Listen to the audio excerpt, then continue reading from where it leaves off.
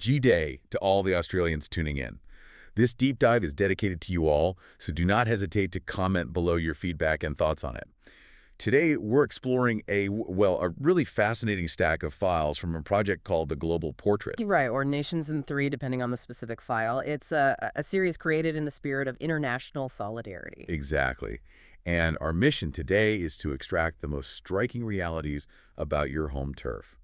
And, I mean, just looking at the sheer scale of the data here, it is staggering. We're talking about a continent covering 7.7 million square kilometers. Yeah, with a population of right around 26 million people. Right, and a $1.7 trillion GDP, driven largely by mining and agriculture. But the cultural landscape is just as vast as that geography. The sources highlight an incredibly multicultural society. I mean, there are over 300 languages spoken alongside English. Wow, that is incredible.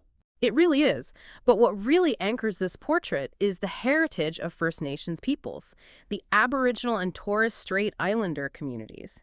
You are looking at the oldest continuous living cultures on Earth, stretching back well over 65,000 years. Okay, let's unpack this. Because managing a continent that size naturally leads to some extraordinary infrastructure. Take the Dingo Fence. At 5,600 kilometers, it actually outstretches the Great Wall of China.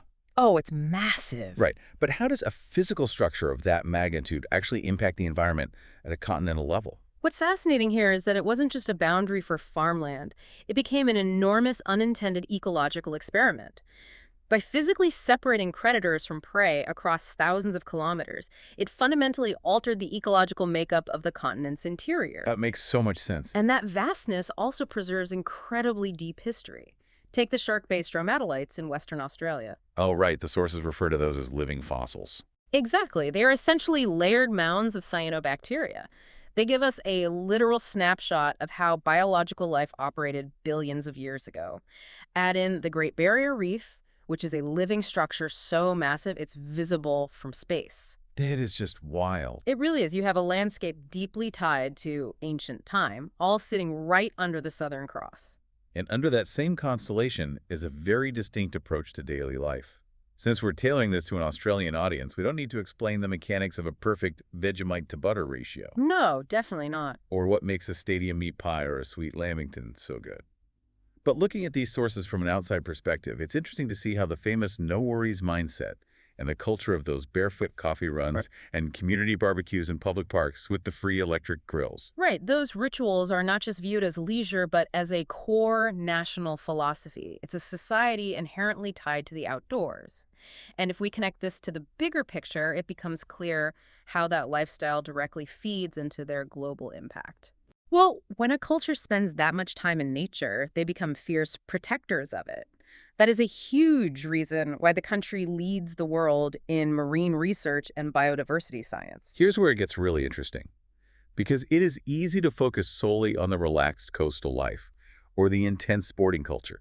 I mean, they punch way above their weight, dominating on the world stage in cricket, swimming, tennis. Absolutely. But the sources heavily emphasize the weight of the medical and environmental innovation happening there. Their contributions are literally life-saving. For instance, Australian scientists drove the development of the HPV vaccine, which is actively preventing cervical cancer worldwide. That is huge.